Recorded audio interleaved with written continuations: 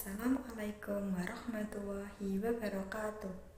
Perkenalkan, nama saya Melitira Astuti dengan NIM 53050220009 dari program studi Akidah Filsafat Islam Fakultas Usuluddin Adab dan Humaniora UIN Salatiga semester 5. Di sini saya akan menjelaskan mengenai UAS mata kuliah Filsafat Manusia yang diampu oleh Bapak Mudzakkir Mukhlisin.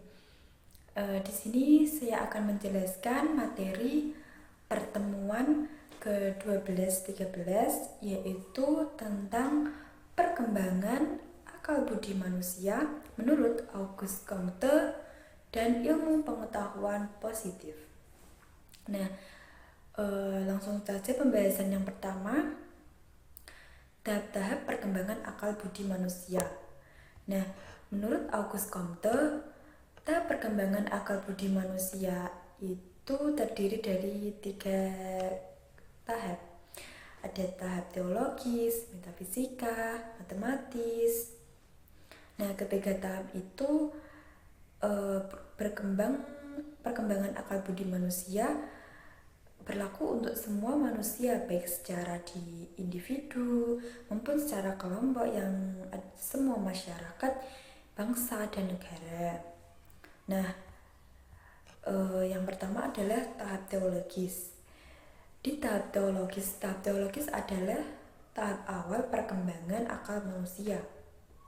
Nah, di tahap ini manusia itu berusaha menerangkan segenap fakta dan peristiwa yang mereka yakini itu disebabkan oleh kekuatan-kekuatan yang bersifatnya itu misterius. Jadi manusia itu menyadari posisinya sebagai makhluk yang dibekali rasio sebagai sisi keunggulan dibandingkan makhluk lain. Nah, mereka itu memahami bahwa semua makhluk di alam semesta memiliki kedudukan yang setara, yang dihayati sesuatu yang hidup seperti jiwa, berkemauan, bertindak sendiri. Pada tahap teologis ini ada 2 bentuk berpikir. Nah, yang pertama, mereka itu berpikir animisme, yang diyakini memahami alam semesta dalam individualitas dan partikularitas. Nah, contohnya itu seperti pohon beringin yang berada di Yogyakarta, di Keraton Yogyakarta, tidak dipahami sebagai bagian spesies pohon beringin pada umumnya. Tetapi mereka itu diyakini sebagai individu pohon beringin yang khas dan mempunyai jiwa khusus yang berbeda dari pohon beringin lainnya. Ada juga benda-benda lainnya seperti keris, desa, rumah, termasuk manusia yang memiliki jiwa atau roh dengan kepribadiannya sendiri-sendiri. Nah, yang kedua, tahap kedua adalah bentuk berpikir yang lebih maju, yakni politeisme. Nah, bentuk berpikir ini itu manusia sudah mulai mengelompokkan benda dan kejadian secara umum yang diklasifikasikan atas dasar kesamaan dan kemiripan. Jadi mereka mengelompokkannya itu berdasarkan kemiripan atau kesamaan. Nah, jika tahap animisme itu meyakini setiap sawah yang dihuni oleh roh-roh leluhurnya masing-masing. Kalau pada tahap politeisme ini sudah diyakini bahwa semua sawah itu dihuni oleh sosok yang sama, yaitu Dewa Sri atau disebut sebagai Dewi Kesuburan. Nah, bentuk berpikir yang lebih maju pada tahap teologis itu monoteisme. Pada bentuk berpikir ini mereka itu sudah tidak mempercayai bahwa ada banyak roh, dewa atau dewi yang mengendalikan sekelompok benda atau menyebabkan suatu kejadian. tetapi mereka sudah mengakui satu roh saja yang menguasai semua benda tersebut, yaitu Tuhan. Nah, semua benda termasuk manusia itu diyakini dalam kuasa kekuatan tunggal yang sifatnya itu rohaniah, yaitu Tuhan. Bentuk berpikir mereka itu monoteisme yang berpengaruh terhadap sikap manusia pada kehidupan sosial, budaya, pemerintahan, karena memungkinkan itu ada dogma agama sebagai pedoman hidup manusia dan dasar justifikasi pemuka agama dan penguasa yang dianggap wakil Tuhan di muka bumi. Nah, tahap kedua adalah tahap metafisis. Pada tahap metafisis ini, manusia itu sudah mulai mengubah cara berpikirnya dari yang sebelumnya mendasarkan pada penjelasan teologis, karena mereka itu menganggap dan dianggap tidak mampu memberikan jawaban yang memuaskan tentang kejadian alam, fakta, maupun peristiwa yang dialaminya. Pada tahap ini juga, kejadian tidak lagi dipahami disebabkan oleh kekuatan supranatural atau rohani. Nah, manusia itu mulai mencari penjelasan yang logis dengan membuat abstraksi dan konsepsi metafisis. Nah, semua peristiwa harus mampu dijelaskan dengan dilandasi oleh pemikiran dan argumen yang logis. Karena dogma agama itu mulai ditinggalkan oleh mereka, sedangkan analisis pemikiran logisnya itu mulai dikembangkan. Tetapi pada tahap metafisis ini, prinsipnya merupakan modifikasi dari tahap teologis, di mana kekuatan supranatural itu digantikan oleh kekuatan yang abstrak untuk menjelaskan sebab dari sesuatu atau hal peristiwa. Nah, kejadian alam yang semula diterangkan oleh dewa atau Tuhan, sekarang itu diterangkan dengan menggunakan konsep-konsep abstrak seperti kodrat manusia, tuntunan hati, kewajiban moral. Nah, konsep-konsep itu sekalipun tidak diambil begitu saja dari dogma agama, melainkan berasal dari kebebasan akal budi manusia, namun tidak mempunyai dasar yang empiris yang bisa dipertanggungjawabkan. Konsep-konsep itu hanya merupakan pengandaian a priori atau tujuan mengalami. Nah, pada tahap yang ketiga adalah tahap positif. Tahap positif ini kejadian alam itu berdasarkan observasi atau pengamatan, eksperimen, uji coba, dan komparasi, membandingkan kejadian empiris dengan teliti dan hati-hati. Karena untuk menemukan hukum atau aturan yang menyebabkan sesuatu itu terjadi.